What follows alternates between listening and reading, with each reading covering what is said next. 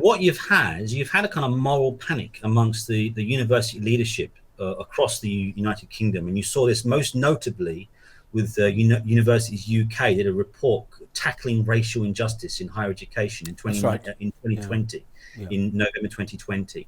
And I urge all of your listeners and readers to go and download that report from the UK website.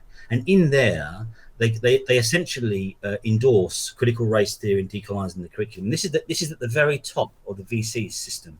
So this has now been percolating out right across the university system. They endorse decolonising the curriculum, and they talk.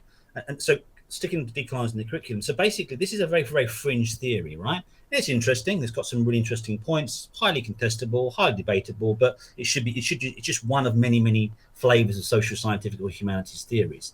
But what university leaderships have done as a result of the UK and this kind of moral panic that we're now seeing with importing from America, the kind of the sort of whatever you think, the sort of toxic racial politics, we've imported it now.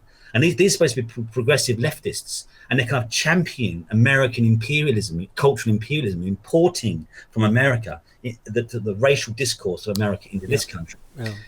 Basically, so what's happened now is they've taken decolonising the curriculum, and the line has been crossed. You saw it, for example, was it Stephen Toop at Cambridge recently? He got himself into a little bit of a hoo-ha because he put an anonymous snitching Stasi-like portal online, whereby staff and students can sort of submit reports on individual members of staff at Cambridge that have committed a racial microaggression. Microaggression. What are we talking about? What with those microaggressions? What kind of things would they?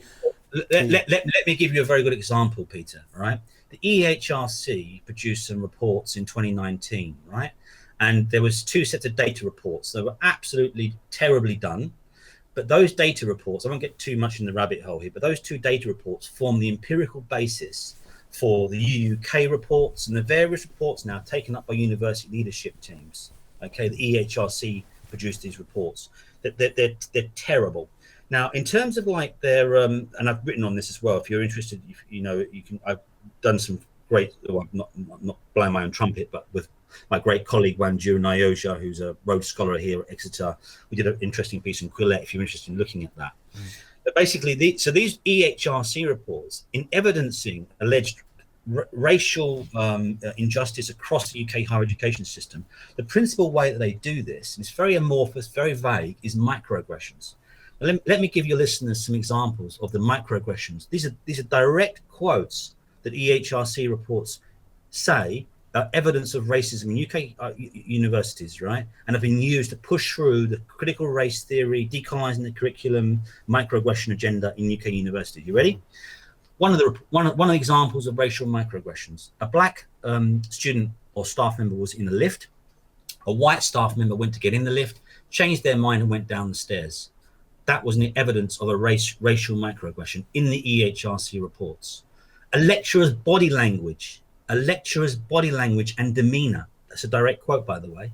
A lecturer's body language and demeanour, if they stand, I don't know, with your arms folded, or Stephen Toop's snitch portal on Cambridge. If somebody raises an eyebrow when you're talking to somebody, if a student says something and you raise an eyebrow, that's alleged racial microaggression. Discussions of Brexit, and I quote, that have introduced a cold wind on UK campuses, evidence of microaggressions. So if we think about this, right, think about this. The West won the Cold War. The West won the Cold War, okay? And we are now looking more and more like East Germany. Online portals for reporting people that raise an eyebrow, somebody's body language, somebody that takes a lift, somebody that discusses Brexit. And this isn't fringe stuff. This is the EHRC and the UUK. Yeah. The very top of the food chain. Yes. This is where we are.